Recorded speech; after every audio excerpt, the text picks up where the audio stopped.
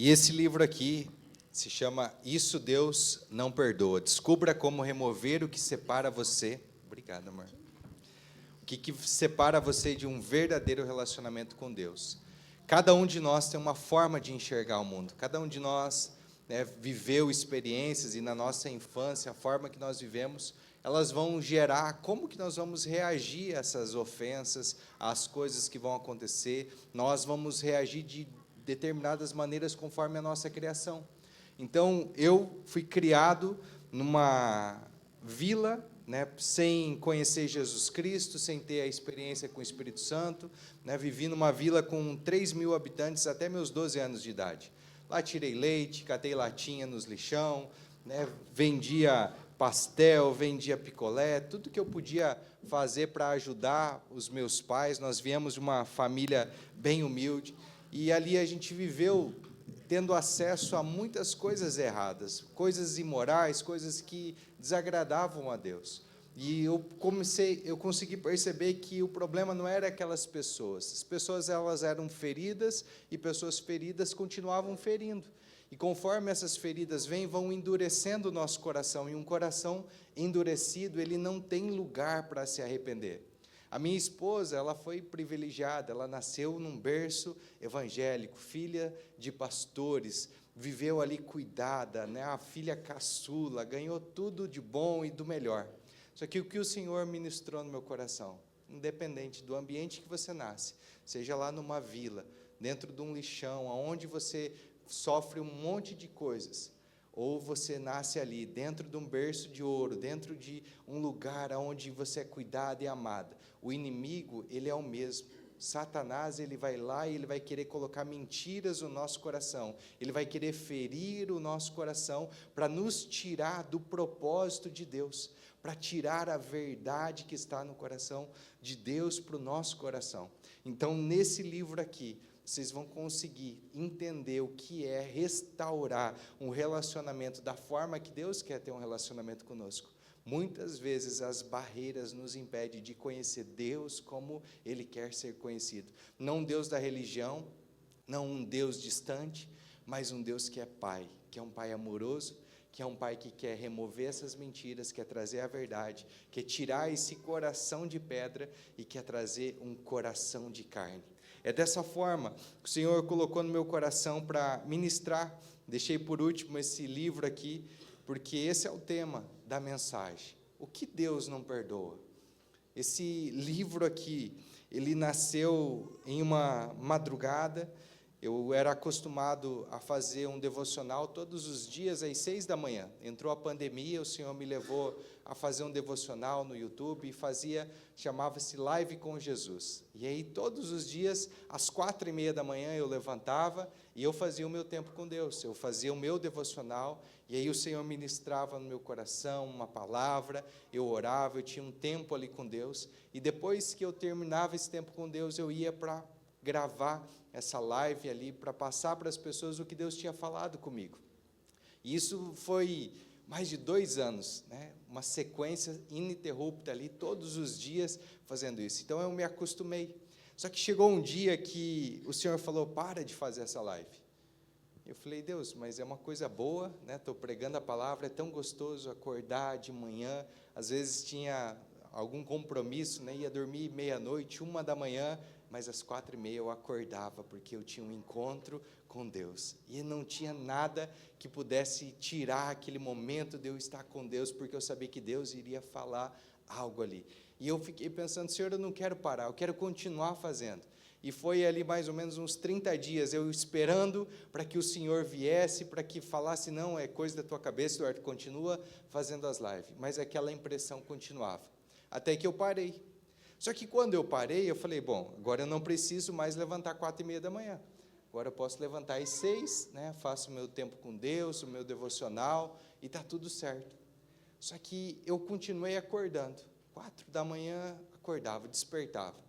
Falei, bom, não é hora de acordar, não tem mais, vou voltar a dormir. Voltava a dormir. E passou mais ou menos uma semana, e o Senhor me acordou de novo, e era umas 3 e pouco da manhã, e aí eu levantei, fui no banheiro e voltei a dormir. Quando eu deitei na cama, o Senhor falou comigo. esse é o último dia que eu te chamo para orar. Eu não falei para você parar com as orações às 4h30. Eu falei para você parar com as gravações. E eu levantei e comecei a orar, e durante um período de mais de 3 horas, o Senhor me pegou em espírito, em oração, e Ele me deu todo esse livro, todo o esboço desse livro aqui, tudo aquilo que era para escrever. Depois foram 2 anos construindo, né, tudo aquilo que o Senhor tinha nos dado, esmiuçando, detalhando, né, revendo, reescrevendo, e o Senhor foi me mostrando. E um pouquinho, né, do que o Senhor falou comigo, não dá tempo de eu falar tudo o que está no livro aqui, mas um pouquinho do que está nesse livro aqui eu quero compartilhar com vocês nessa noite. O Senhor me levou para esse texto de Lucas capítulo 7, no verso 36, que diz assim: convidado por um dos fariseus para jantar, Jesus foi à casa dele e reclinou-se à mesa.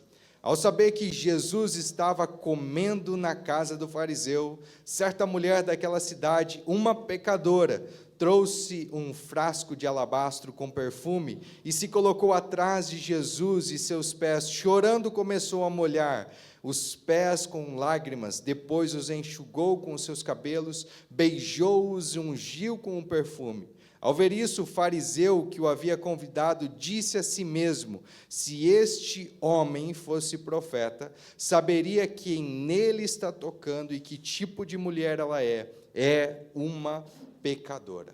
Veja só, aqui nós vemos um cenário, né? Jesus ele é convidado para ir à casa de Simão. Simão é um fariseu.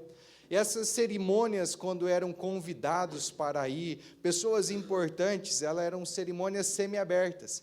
Então, não teria problema dessa mulher se aproximar. Para que você possa entender um pouquinho do contexto aqui e se imaginar como que é que essa mulher chegou, como que ela tocou em Jesus. Aquela cerimônia, né, era aquele jantar, a mesa daquela cultura era uma mesa como se fosse um U. Então, imagina uma mesa que é um U, né? Os alimentos estão do outro lado da mesa, então aqui está a mesa, é uma mesa mais baixa, e abaixo ali dessa mesa está um alimento. Então, a pessoa, o convidado, ela se reclina aqui com a mão esquerda, e com a mão direita ela pega o alimento para comer, os pés ficam para trás. Por isso que essa mulher teve acesso fácil a Jesus, ela conseguiu ir. Então, era comum, imagina, né, estar transmitindo aqui a live no YouTube. Qualquer pessoa pode ir lá e assistir aquele culto, aquela live, o que está sendo transmitido. É como se fosse isso, né? A pessoa pode chegar lá e assistir o que o fariseu, o que Simão está conversando com Jesus, o que eles estão falando, o que é aquele assunto. E aquele homem, o fariseu Simão, ele fala, ao ver isso, o fariseu que o havia convidado de si mesmo, se este homem fosse profeta, saberia quem nele está tocando e que tipo de mulher é. O que esse fariseu fez? Ele julgou Jesus. Só que nós julgamos a todo momento, em todo tempo nós estamos julgando. Nós olhamos, né, para uma pessoa e olhamos e achamos ela bonita. Eu estava até falando com a minha esposa, como tem gente bonita aqui, né? Você vem para o Paraná, como tem gente bonita aqui em Cafelândia, que igreja bonita, porque o sorriso ele formoseia o rosto. Né, um coração alegre formoseia o rosto, e a gente chega aqui e a gente se sente tão bem, porque vê as pessoas sorrindo, as pessoas alegres, estão alegres porque estão na casa do Pai, estão na casa de Jesus, e é uma alegria, né, como é gostoso você estar num ambiente assim. E aqui esse homem, ele julga, e há 2 tipos de julgamento. Quando a gente olha aqui no grego, tem 2 palavras que definem julgamento. Uma é a palavra crino, e a outra é a palavra dokeo. E essa palavra, primeira crino aqui, ela está falando sobre um julgamento justo, baseado na verdade. Jesus, ele nunca julga uma pessoa baseado naquilo que ele está vendo. Jesus, ele não julgou aquele homem que estava paralítico no tanque de Betesda, em João capítulo 5, ele não foi lá e julgou por aquilo que ele estava vendo. Ele não julgou aquele cego como as outras pessoas julgaram. Esse homem está cego porque ele pecou ou porque os pais dele pecaram. Jesus não olhou e não julgou por causa da aparência, pelas circunstâncias. Jesus, ele sempre vê o contexto e a intenção do coração. Esse é um julgamento reto, um julgamento justo. Essa palavra crino é uma palavra relacionada a um julgamento correto, a um julgamento dentro do princípio aqui da palavra de Deus. É muitas vezes a forma que nós seremos julgados por Jesus, de uma forma correta. Mas a forma que a maioria das pessoas julgam, que nós julgamos e que esse fariseu julgou, é a palavra doqueu. Essa palavra aqui está relacionada a um julgamento superficial, baseado em aparência e suposição. Então, se eu comprei um carro de uma determinada marca e aquele carro deu problema, não importa que aquele carro seja o mais vendido que tem, se aquele carro deu problema na minha mão, eu falo, esse carro não presta. Nunca mais quero ter esse carro. Por melhor que seja aquele carro, por mais bem que seja aquele carro, eu tive essa experiência. E assim é, se eu empresto dinheiro para uma pessoa, aquela pessoa não me paga, eu começo a ter experiência, eu falo, essa pessoa é mal pagadora. Se eu começo a ter experiências e uma pessoa, ela comete um adultério, ela comete uma traição, ela conta uma mentira, cada uma dessas experiências que eu vou tendo uma forma, uma lente que eu vou julgar o mundo. Esse fariseu, nós não conhecemos o contexto, a história, como que ele foi criado, mas ao ele ver Jesus, ao ele ver aquela mulher, ele já falou, essa mulher é uma pecadora. Eu imagino assim, que se ele julgou aquela mulher e falou, essa mulher é uma pecadora, o pecado dela estava exposto. O pecado dela era externo. Então, é fácil de você perceber uma pessoa quando ela está se prostituindo. E aí você fala assim, essa mulher é uma prostituta. Ou você vê um traficante, está traficando droga, e aí você fala, aquela pessoa é um traficante. Ou, de repente, saiu na TV lá uma pessoa que foi pega em flagrante roubando. Então, você consegue falar, essa pessoa é um ladrão. E nós julgamos a pessoa dizendo que ela é pelo seu comportamento. Nós falamos que ela é aquilo que ela está fazendo, e não é verdade. Aquilo que a pessoa faz é diferente daquilo que ela foi criada para ser. E Jesus, ele olhou para aquela pecadora e não viu aquilo que ela estava fazendo como se fosse ela. O fariseu, por causa das suas experiências, ele olhou para aquela mulher e ele já julgou. Quando ele olha para Jesus, ele fala, esse cara aí está dizendo que é um profeta, ele não é isso. Porque se ele fosse profeta, ele saberia quem está tocando. Naquela cultura, uma mulher pecadora não poderia tocar em um homem, um profeta, um homem de Deus. E ali ele olha e ele fala assim, ele não é essa pessoa. O que mostra aqui? Isso evidencia como que é um coração duro. O primeiro ponto que eu quero falar é sobre as evidências de um coração endurecido. Muitas vezes nós não percebemos e precisamos ter um amigo. Sabe aquele amigo, e talvez até o seu cônjuge pode ser a pessoa que é o seu amigo, que vai falar para você, olha, o seu hálito não está tão legal. Tem que ser uma pessoa de muita confiança. Mas a gente muitas vezes não percebe. Assim também é com os pecados ocultos, com a arrogância, com o orgulho, com a inveja, com a gula. São pecados que nós não percebemos, são pecados que nós praticamos muitas vezes e nós nem percebemos. Nós conseguimos julgar uma pessoa que ela comete pecados que são reprováveis pela sociedade, mas nós temos a dificuldade de nos julgar nós mesmos.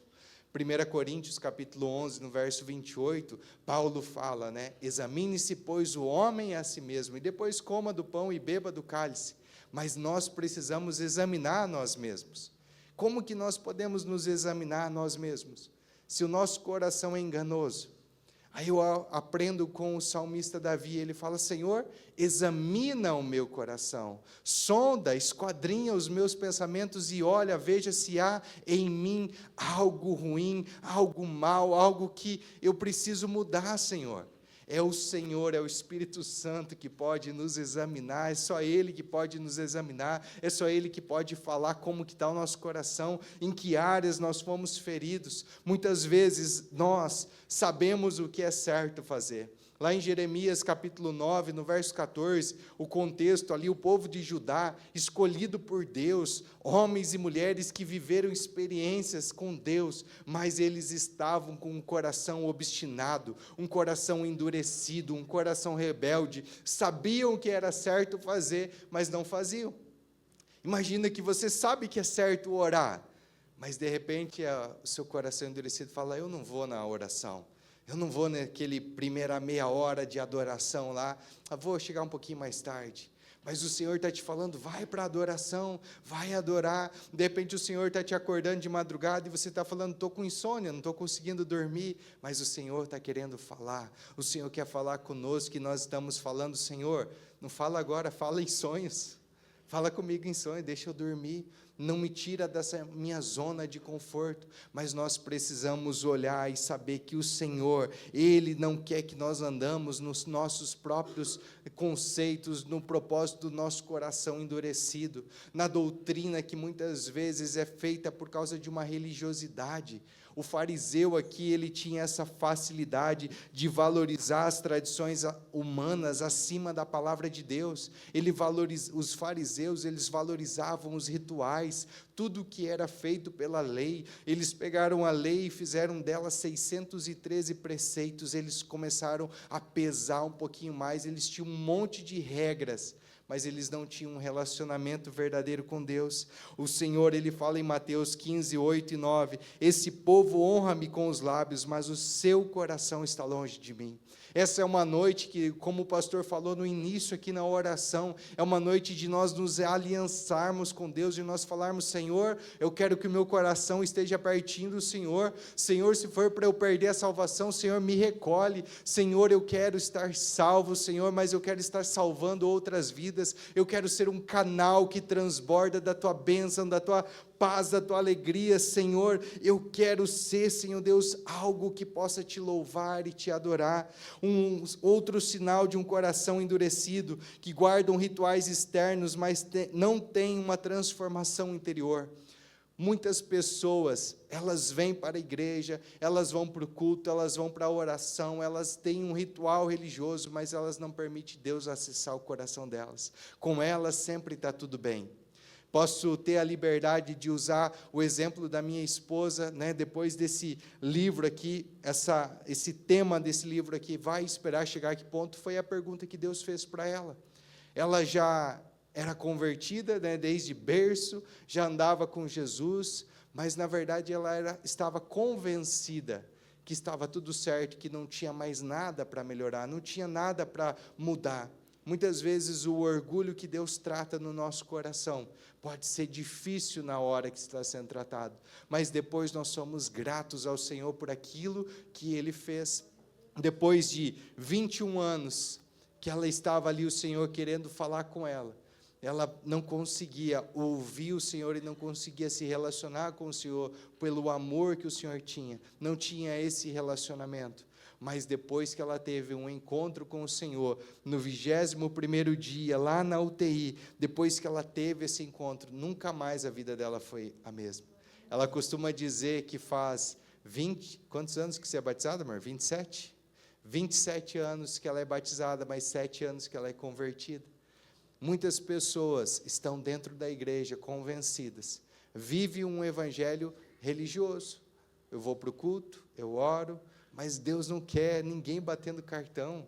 Deus quer que cada um de nós tenha um relacionamento com o Espírito Santo. Paulo fala para nós buscarmos os melhores dons. Senhor, eu quero pedir o melhor dom, Senhor. Senhor, eu quero saber, Senhor, qual é a Tua vontade para a minha vida, qual é o propósito que o Senhor tem. 1 João, no capítulo 3, no verso... 3 João, no verso 14, agora escapou aqui o versículo, mas está dizendo assim no verso 14 e 15, se eu não me engano, na terceira carta de João, que se nós pedirmos algo segundo a vontade de Deus, se nós pedirmos algo segundo a vontade de Deus, nós temos a certeza que Ele nos ouve e nos responde. Se eu peço algo alinhado com a vontade de Deus, com a vontade do Senhor, eu peço isso. 1 João 5, 14 e 15, eu acho, pastor. Eu peço isso, pela vontade do Senhor, o Senhor, Ele vai, Ele responde. Eu preciso ter essa convicção. Marcos capítulo 11, no verso 24, ele diz, 1 João 5,14, né, pastor? Olha lá, ó. Essa é a confiança que temos ao nos aproximarmos de Deus. Se pedimos alguma coisa de acordo com a vontade dEle, Ele nos ouve. Aqui está a vontade de Deus, eu não preciso ficar pedindo, Senhor, qual é a tua vontade? A palavra dEle é a vontade dEle. É a vontade dEle. Eu não preciso ficar perguntando, Senhor, é a vontade do Senhor salvar o meu pai, salvar minha mãe, salvar minha irmã, salvar meu tio, salvar a pessoa que está pecando. 1 Timóteo capítulo 2, no verso 4, ele fala que é a vontade de Deus que todos os homens sejam salvos. Já está escrito a vontade de Deus, que todos os homens sejam salvos. Então, eu posso orar a vontade de Deus declarando. Marcos 11, 24, se você pedir algo ao Senhor de todo o teu coração, confiando no teu coração que você já recebeu, assim se sucederá, assim já vai acontecer, mas você tem que crer que você já recebeu, não é que você vai receber. Você já recebeu aquilo que você estava pedindo. Então, isso vai transformando a nossa vida, vai amolecendo o nosso coração. Um outro ponto aqui importante é como nós recebemos a Jesus. De que maneira que nós recebemos a Jesus? Como que nós nos preparamos para receber a Jesus? Que lindo aqui nós sabermos que podemos, antes de começar o culto, já começar a adorar. Já começar a orar e falar, Senhor, nós queremos preparar o ambiente para que o Senhor se manifeste. Nós queremos te honrar, Senhor, a tua presença aqui é importante. De mais nenhuma pessoa, Senhor, não tem nenhuma pessoa mais importante do que o Senhor. Nós viemos aqui por causa da tua presença. Nós estamos reunidos aqui, Senhor, para celebrar, para adorar ao Senhor, para celebrar a tua presença. Olha só como que o Senhor Jesus, Ele é tão sábio. Ele chega, continuando o texto ali que nós lemos, ele chega e fala, Simão, tinha 2 homens, e eles deviam, um devia 500 denários a um senhor, e o outro devia 50 denários, mas os 2 não tinham com o que pagar. Então, o patrão ali, ele resolve perdoar os 2, ele resolve perdoar ambos. Simão, quem mais amou? E aí o Simão fala, olha, eu suponho que aquele é quem mais perdoou, aquele que tinha a dívida maior, o que devia os 500 denários. E Jesus respondeu, você está certo, Simão, porque quem mais é perdoado, mais ama. Olha, Simão, olha como que aconteceu. Eu quero mostrar para você, Simão, o que aconteceu. Você me convidou para vir aqui na sua casa. Você me convidou para esse jantar. Simão, qual foi a intenção que você tinha de me convidar para esse jantar? Simão, eu cheguei aqui, é do nosso costume você dar um beijo. Você não me deu beijo. Simão, você sabe que eu ando com as minhas sandálias abertas e o chão aqui não é pavimentado. Meus pés estavam sujos e você não me deu água para os pés. Você não me beijou, você não me deu água, você não me saudou, você não me cumprimentou, você não valorizou a minha presença. Mas, Simão, olha só para essa mulher, que você chama ela de pecadora. Ela chegou aqui, ela se ajoelhou, ela se prostrou, ela com as suas lágrimas lavou os meus pés, ela derramou um perfume aqui, ela ungiu os meus pés, ela beijou os meus pés, ela me honrou. Como que nós temos recebido Jesus? Será que nós temos nos derramado aos pés de Jesus a sua presença? Será que nós temos nos preocupado em fazer aquilo que é agradável ao Senhor? Ou nós estamos como esse fariseu, apenas preocupados com os rituais, com os horários, com aquilo que eu vou fazer amanhã, com o que vai acontecer? Será que eu vou me preocupar com as coisas mais do que com a presença? Simão, ele estava tão preocupado ali, com aquilo que estava fisicamente, mas ele estava longe espiritualmente.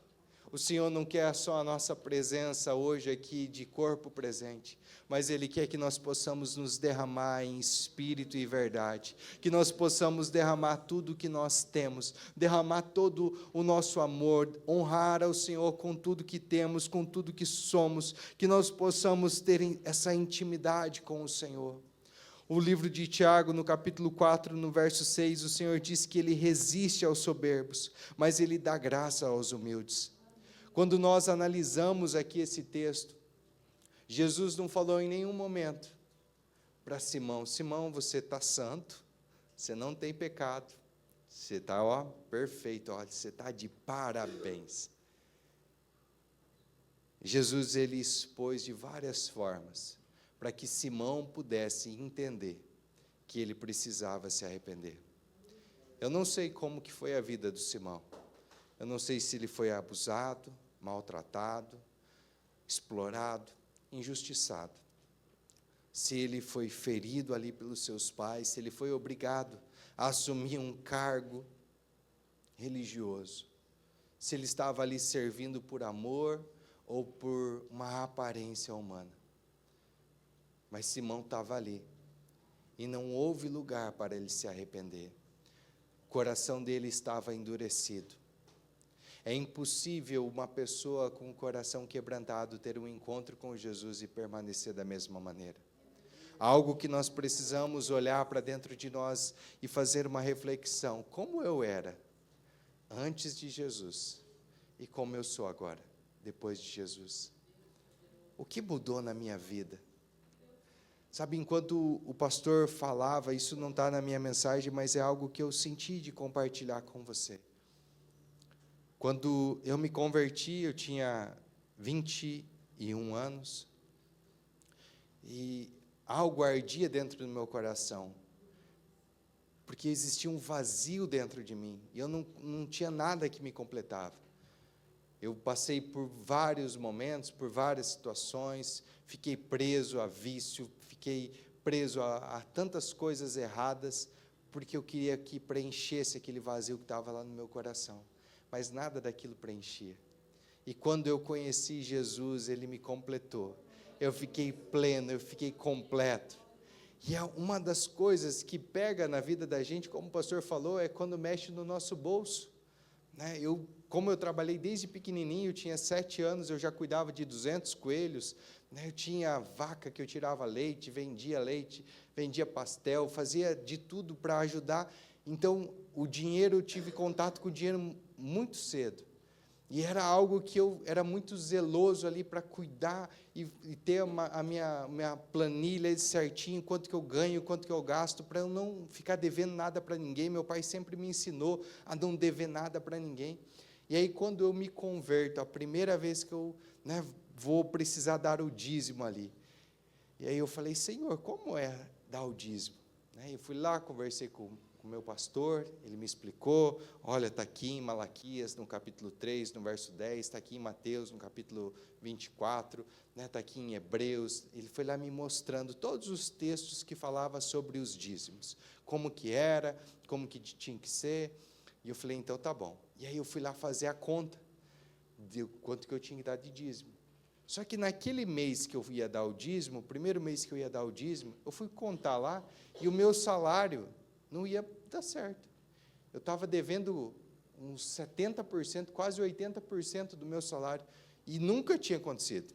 Se bem que eu tinha começado a namorar, né? Então, a Fabiana é uma mulher cara, né? Então, pode ser, não, desconfio, né? Pode ser espiritual, mas pode ser ali. Mas eu orei. Eu falei: Senhor, a tua palavra disse que dízimo é primícia. Então, eu não vou, eu sei que vai faltar, mas eu vou crer na sua palavra que diz que o Senhor abre as janelas do céu e o Senhor derrama bênção sem medida, Senhor. Então, eu fui lá e eu tirei primeiro o dízimo. E eu coloquei aquele dinheiro e falei: Senhor, agora o que eu preciso pagar aqui, o Senhor vai me multiplicar. O meu pai, que nunca tinha dinheiro para me dar ou me emprestar, pelo contrário, ele sempre perguntava: Eduardo, tem um dinheiro, como é que está? Naquele mês, depois de eu consagrar os dízimos, meu pai chegou e falou assim: Eduardo, peguei um dinheiro aqui e está sobrando X valor, por acaso você não está precisando? o X valor dele era exatamente o que eu precisava para aquele mês. Falei, pai, mas como que eu vou te devolver, né? Não tenho previsão. Não, lá no teu 13º, lá no final do ano, isso aqui não tem pressa, quando você puder, você me devolve. Falei, então tá bom, pai. Peguei, fui lá, acertei as contas, glória a Deus. Aí orei aquele segundo mês, né, fui ali crente que agora estava resolvido. Segundo mês, fui lá, fui fazer as contas, cuidei, né, para não gastar mais do que eu ia ganhar. Meu salário sempre era variável, então por isso que... Né, aí eu olhei lá, estava faltando de novo. E aí faltava uns 50% mais ou menos. E eu falei, Senhor, como isso, Senhor? E aí eu orei e falei, Deus, primeiro mês o Senhor proveu.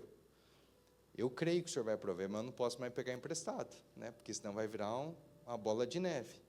Então, chega de emprestar, agora eu creio que o Senhor vai prover. E aí eu orei, entreguei os dízimos.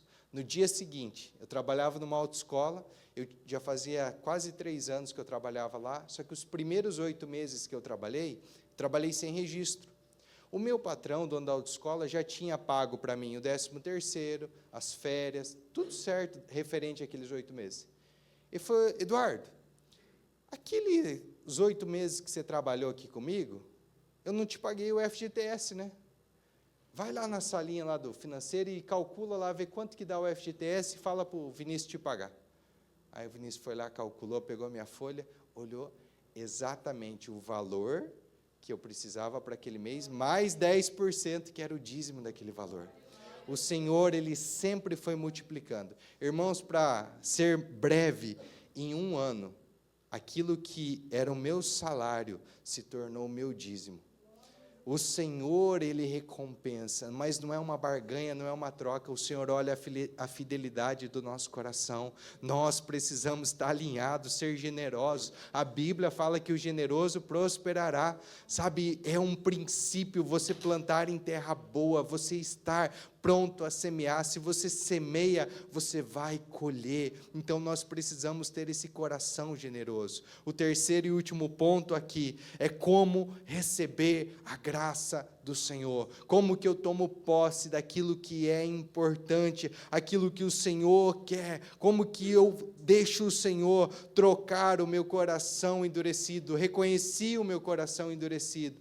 Já reconheci como que eu tenho recebido Jesus e eu posso melhorar, eu posso receber Ele com mais honra, mas agora como receber a graça do Senhor? Primeiro reconhecendo, se arrependendo, pedindo perdão, falando as áreas da nossa vida, Senhor, nessa área aqui o meu coração está endurecido, Senhor, no dinheiro, olha, eu tenho um problema aqui, Senhor, na saúde o meu coração está endurecido, Senhor, nos relacionamentos eu não consigo confiar em ninguém, eu não confio em igreja, eu não confio em pastor, eu não confio na minha esposa, no meu esposo, eu não consigo confiar no meu pai, na minha mãe, nessa área, Senhor, o meu coração está endurecido, eu reconheço, e quando eu reconheço essa área que está endurecida, eu posso praticar o que está escrito em Hebreus 12:15, eu posso ir lá e falar, Senhor, eu quero ter cuidado, Senhor, para que nenhuma raiz de amargura brote e me prive da graça de Deus. Senhor, eu quero, Senhor Deus, reconhecer, Pai, que tem áreas ocultas lá do meu coração. Essa palavra, a amargura ali, ela está relacionada no original a ressentimentos, a mágoas, a coisas que estão encobertas, que estão lá dentro do meu coração. Talvez você nem se lembrava mais, talvez aqui na sua cabeça você falou, não, eu já resolvi, já perdoei, já liberei perdão, mas quando fala, quando você lembra, quando toca ainda lá no seu coração, ainda machuca. Ainda está machucando lá dentro do seu coração, e o Senhor, Ele quer trazer esse favor sobre a sua vida, Ele quer que você possa reconhecer, Ele quer trazer essa paz para você. Em João 14:27 diz, a minha paz vos dou, não como o mundo dá, mas Jesus, Ele dá uma paz, que é a plenitude. A palavra shalom, para paz, aqui é a plenitude em todas as áreas. Eu posso ser completo em todas as áreas, eu posso prosperar em todas as áreas. Quando essa mulher aqui foi perdoada por Jesus, Jesus disse para ela, seus pecados estão perdoados.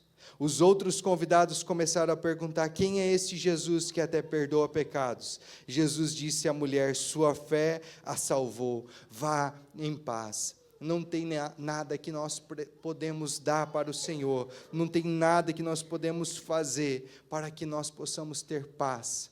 A única forma de nós termos paz é tendo Jesus. A única forma é reconhecendo Jesus Cristo como nosso Senhor, como nosso Salvador. É permitindo que o Espírito Santo sonde o nosso coração, examine o nosso coração, nos conheça e fale aonde que está, o que está dentro do nosso coração. Sabe, se hoje tivesse preparado essa mesa aqui para o jantar, quem seria você nessa mesa? Você seria o Simão, o fariseu, que está preocupado com os rituais, com as coisas exteriores, com aquilo que aparece? Ou você seria aquela mulher que, mesmo sem ter sido convidada, ela está pronta a se derramar, ela está pronta para se jogar aos pés de Jesus? Ela não tem vergonha por ela ser uma mulher, ela não tem vergonha do seu passado, mas ela está ali para romper com o seu passado. Ela está ali para falar: Senhor, eu não quero mais ficar vivendo no meu passado. Senhor, a partir de hoje, eu decido, Senhor, me arrepender. Senhor, a partir de hoje eu reconheço que o Senhor é o meu Senhor, o Senhor é o meu Salvador. Eu creio, Senhor Deus, que o Senhor tem uma vida nova para mim. Senhor, por isso eu quero romper com o mundo, eu quero romper com o pecado, eu quero romper com aquilo que me acusava, Senhor. Romanos 8:1 fala que nenhuma condenação há para aqueles que estão em Cristo Jesus. Se existe ainda condenação no seu coração, é porque ainda nessa área você não está em Cristo Jesus. Nós precisamos ir para Cristo, nós precisamos estar com Cristo. Sabe, hoje é noite de Santa Ceia, hoje é a noite que nós celebramos a morte do Senhor e a ressurreição dEle. Nós celebramos o sacrifício que o Senhor fez, nós renovamos a nossa aliança com Ele, nós podemos declarar o Senhor.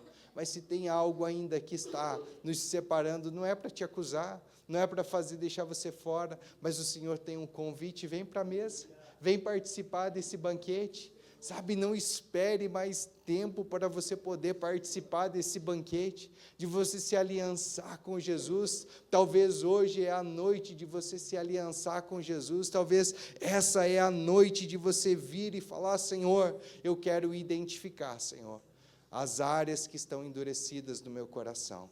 Eu quero convidar você a se colocar de pé.